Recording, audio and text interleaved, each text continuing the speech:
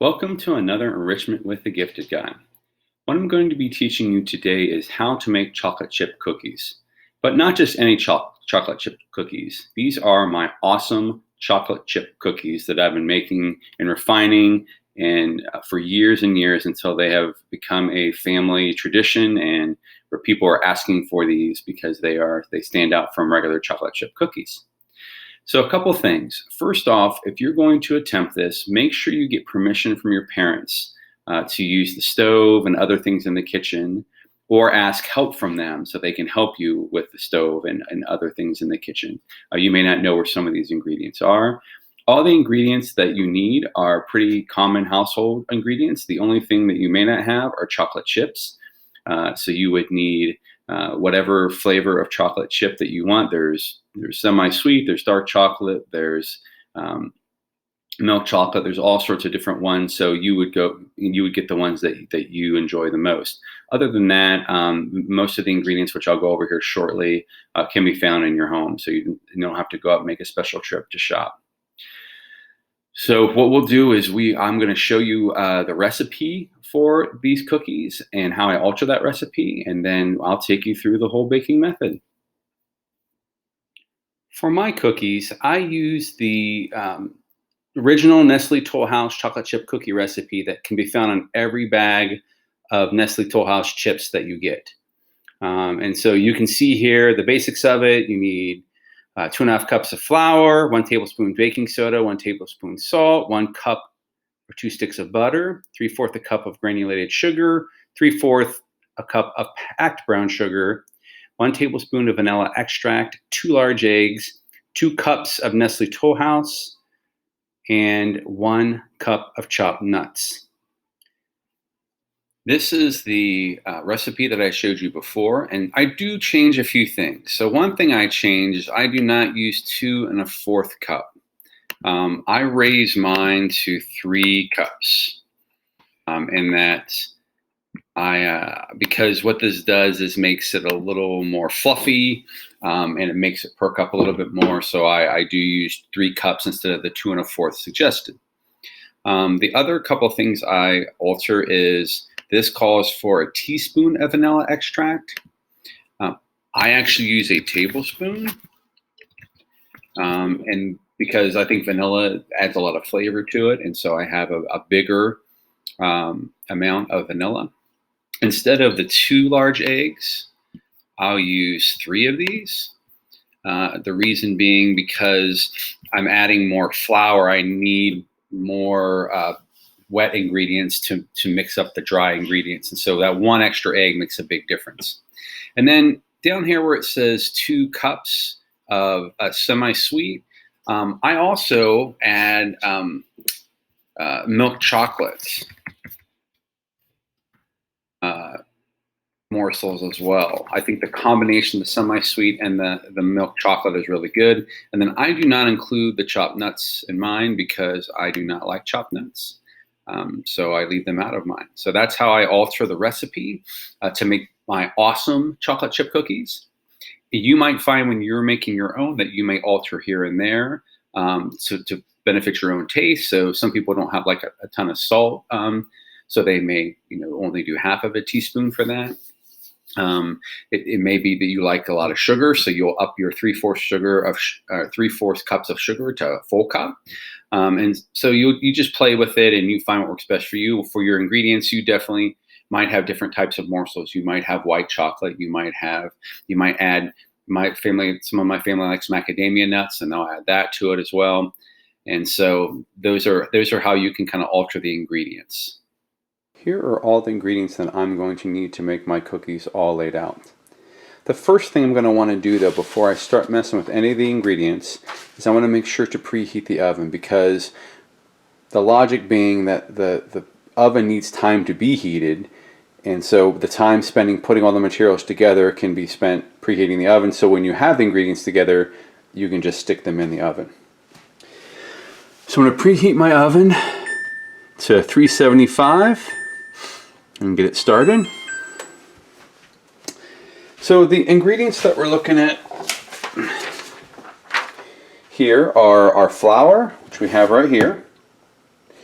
We have our baking soda, which is in this small little container right here. We have our salt and our salt shaker. We have our butter. Now, a couple things about the butter. When I know I'm going to make chocolate chip cookies, I will take 2 sticks of butter out of which 2 sticks is equal to the 1 cup that you need. I will take the sticks of butter out a few hours before I know I'm going to make cookies and let it kind of thaw, because it's difficult to mix the butter when it's hard. Another option, if you don't have time to do that, is just to microwave it. The problem there is that sometimes it's a fine line between melting the butter and spilling everywhere and just trying to soften the butter. But there's our butter. I have the brown sugar, which is right there. I have the vanilla right here, which is really important. I have eggs over here. I have those here. And I have my chips. Now, the thing about your chocolate chips is it's totally your call on what you want to do. What I have found personally is that a mixture of semi-sweet and milk chocolate together make for a really delicious cookie. Sometimes I'll add in a dark chocolate as well to that recipe. But it's the combination of these chips that kind of make them as good as they are. But I'm going to stick with our milk chocolate and semi-sweet combination. The recipe also calls for chopped nuts, but this is a personal preference. So I'm not a big chopped nuts fan. And so as a result, when I make my cookies, I don't put chopped nuts in there because I don't care for them as much as I do other ingredients. In addition to the ingredients, you're going to need a few tools that will help you make this. The first is a mixer. So this is a kind of a heavy duty KitchenAid mixer. You can certainly mix it by hand. You can use like a hand mixer as well. But this mixer is just an example of one that can be used. You're going to need a couple of measuring cups. So one is the 1 cup. And then you're also going to need a 3/4 cup as well. For smaller, you're going to need this is the teaspoon one right here, and then you're going to need a tablespoon one here. So, in addition, you have the cookie sheets that the cookies will go on when they bake in the oven, and then you have cooling racks. So when you are done baking the cookies, you can place them on this for them to cool, because they will need to cool. In addition, you might want to wear an apron when you're putting this all together so that you don't get your clothes dirty. That's totally up to you. But we're going to give this a start. So the first thing we're going to do is get the flour. So as I said before, I altered this recipe where it asks for 2 1/4 cups of flour.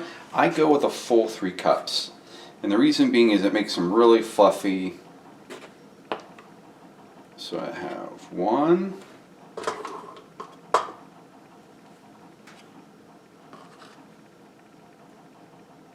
2,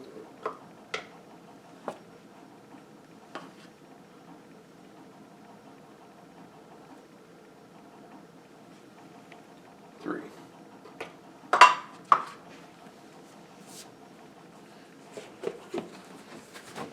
Flour goes in, and it doesn't matter what order you put these in.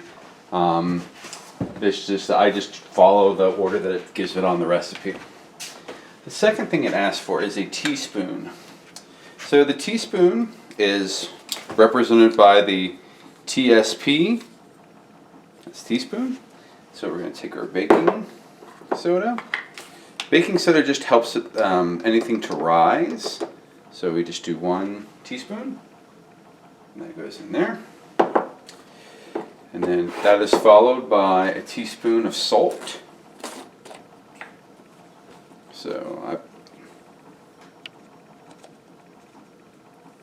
here's my teaspoon of salt. Put that in as well. This is all called our dry mix that we're putting in first. We also have to put in, so now I'm going to take my 3/4 cup. I'm going to use that to put my sugar in. Whenever you're pouring materials, it's really helpful to pour them over where they came from, so they don't, if they spill, they go right back in, or over the sink so it doesn't make a mess. So here's my 3/4 cup of sugar. Put that in. And then this will be followed by 3/4 cup of brown sugar. The brown sugar is a little different in that it has to be packed tightly. So what that means is the brown sugar itself is kind of, so you have to pack it down to make sure that it all fits in there. So it shouldn't be as loose as the sugar was. That should do this. So you pack that all in. Put that in. And then we won't need our 3/4 cup anymore. Put that away, and won't need our cup anymore. Put that in the sink. So now that we have all of our dry ingredients, we can start adding our not dry ingredients. So one of those ingredients would be eggs. Now the recipe calls for 2 eggs. I use 3 eggs. And the reason being that with 3 eggs, it just makes for a less powder, because we added more flour, we need to kind of divide that up a little bit. So I'm going to crack my eggs. I'll put the shells in the sink. You want to make sure you don't get any shell in your cookies because they don't taste good.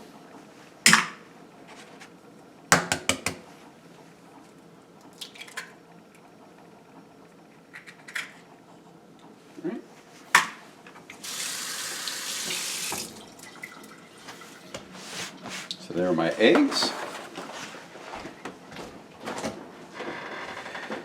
The next wet ingredient is going to be the butter. And the butter is not softened yet, so I'm going to put it in the microwave so that it can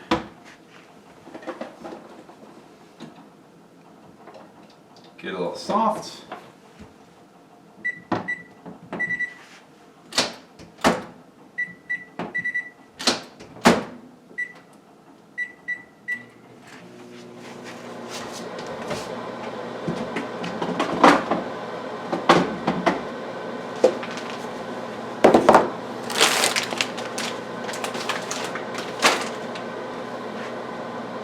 So while we're waiting for that to happen, one of the last things we'll have to put in is the vanilla. Let's see if we soften this up enough. I think we have. Now we'll put in our 2. So a full stick of butter is represented. It represents a 1/2 cup. So and it usually sticks to it. So you want to have a spatula or something that you can make sure you get all your butter with. So see that little bit that's sticking? So then you take your spatula and put that in your mix.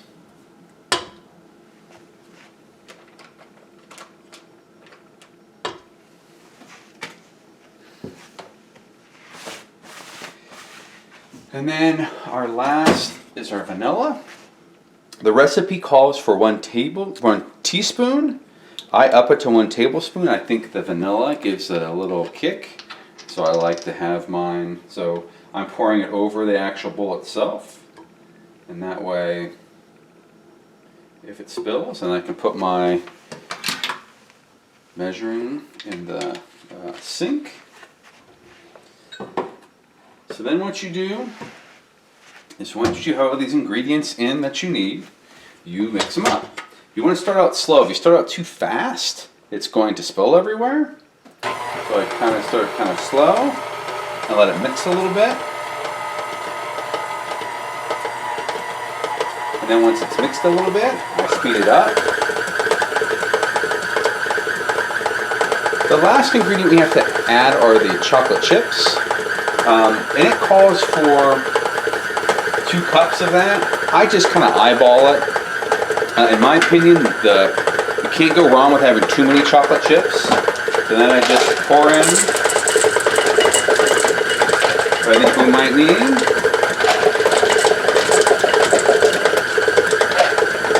Kind of see what that looks like.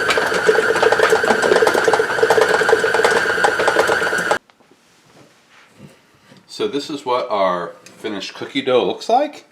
And the cookie dough is delicious. You want to resist the temptation to eat it with your fingers or eat off of this and put it back in, because you don't want to, have the other people who are eating these have to put up with that. So then what you do now is you take the cookie dough and you place it on the baking sheet. It recommends that you use a spoon to do this, and that you make them kind of small. For my awesome cookies, I actually make them a little bit bigger, and so I use an ice cream scoop to help me get mine. And I make mine a bit bigger than your typical cookie. So I'll make them that big. And this is part of what makes them awesome, is their size. It is important that you spread it out on the sheet, as you can see here, because when it bakes, it will flatten. And so you want to make sure that when it flattens, that they don't run into one another, because it's hard to kind of get them apart. So it says the typical batch of cookies, I think it says it makes 5 dozen, or mine definitely does not. Mine barely makes a dozen. So there's what that kind of looks like. And so then what you do is, with the oven's preheated, and it is signaled that it is preheated, then what I would do is I would put those in the oven. So you can see I have them all spaced out on the cookie sheets, with enough distance between them that when they flatten out, they're not going to run into one another. So now I'm ready to put it in the oven. You want to be really careful here. You can choose to use an oven mitt, such as this, when you're placing them in, to make sure that you don't burn yourself. And so take the oven mitt and you grab this, and you put them in the racks. So there are 2 racks. So I put one on the bottom one and one on the top one. And like I said, the recipe calls for 9 to 11 minutes. I have an even 10 minutes. And it makes the cookies so that they're a little underdone. That's how I kind of like to have them. So as you can see, we've used all of our utensils, we've made messes. So one of the most important parts to baking cookies is making sure you clean up after yourselves. So I have the eggs. I'm going to put them down.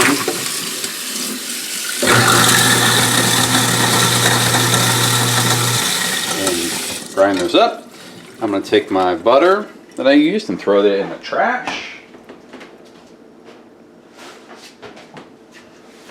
And then I take all my items that I have here, and you can either hand wash them or put them in the dishwasher.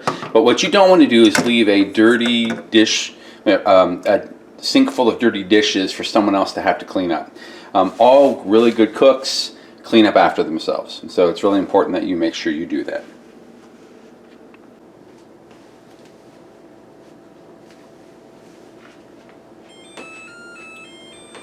So that sound indicates that our time is up. So I'm going to turn the timer off.